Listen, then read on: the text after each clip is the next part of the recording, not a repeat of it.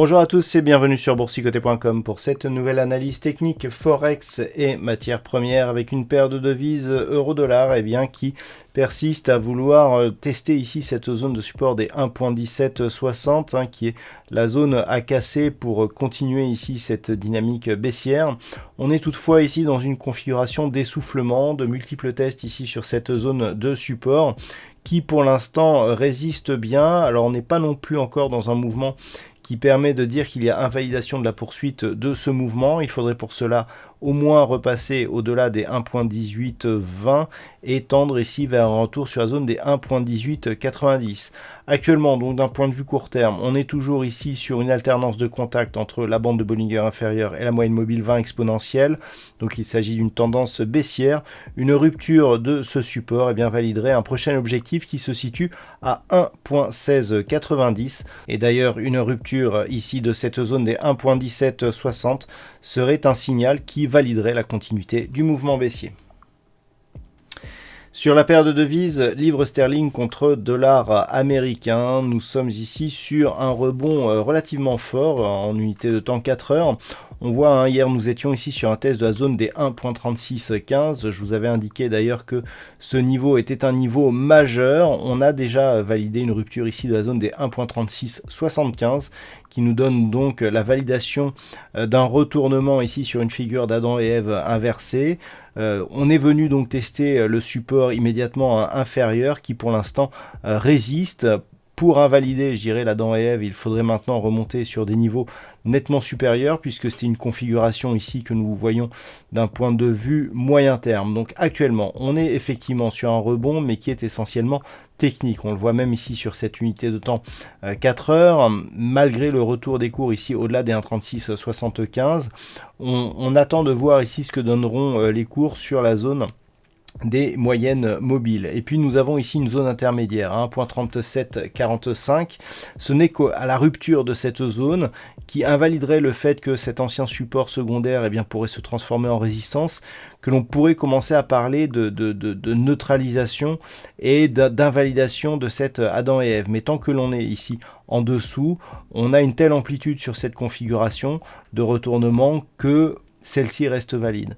Donc pour l'instant, on est toujours sur un signal de poursuite du mouvement baissier, malgré le double appui court terme que nous avons eu ici sur un niveau proche des 1.3590. La dynamique reste baissière et en cas de rupture ici des 1.3615, nous aurions la validation de la poursuite de ce mouvement. Sur l'or, le mouvement reste toujours assez hésitant. Nous avons de multiples contacts ici sur la zone des 1795 $ l'once. Nous en avons eu un encore aujourd'hui et l'or ne semble pas vouloir prendre une direction trop marquée. On est tantôt ici sur une petite dynamique haussière, tantôt sur une petite dynamique baissière, mais qui globalement reste sur une trajectoire assez horizontale. Donc il semble que l'or ici veuille se stabiliser autour des 1800 $ l'once. D'un point de vue moyen terme, on reste donc dans une dynamique de consolidation suite à la forte dynamique haussière que nous avions eue précédemment. On le voit ici dans cette phase de consolidation.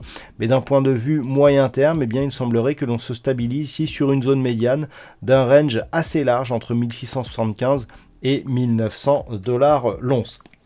Donc pour l'instant, on se neutralise ici autour d'une zone d'équilibre à 1800 $ l'once.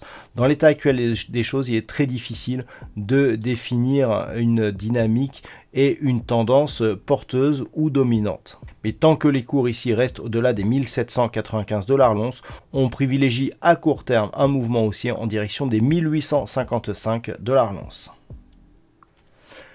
Et enfin sur le WTI, le test des 66,50 $ le baril a été assez intéressant. Techniquement, on est bienvenu ici tester cette zone qui est identifiée depuis maintenant assez longtemps. Je rappelle que d'un point de vue d'un point de vue un peu plus moyen-long terme, cette zone qui a longtemps été résistance ici, eh bien s'est imposée en tant que support sur cette phase. Donc d'un point de vue long terme, on n'a pas encore invalidé la poursuite du mouvement haussier. On est juste venu tester, avec certes un petit peu de volatilité, une ancienne résistance qui est désormais devenue support, et les cours ont fortement rebondi suite à ce test. On a même eu quasiment une configuration ici en diamant qui bien devrait nous donner un objectif proche ici des 71 $ le baril. Malgré tout, on est toujours ici sur une impulsion baissière. La zone ici des 71 que l'on peut voir voilà, sur cette phase, 70-75, a été une zone de support intermédiaire qu'il faudra repasser durablement à la hausse pour bien, sortir de cette dynamique suite à cette impulsion baissière. On a une zone d'équilibre qui était celle qui était cotée juste avant cette accélération baissière, donc il n'est pas impossible que les cours se stabilisent autour de ces niveaux. Ce n'est qu'au-delà des 71 $ le baril que l'on pourrait reparler ici d'un possible retour sur la zone des 75 $ le baril, mais tant que l'on est en dessous, une reprise du mouvement baissier n'est pas à exclure.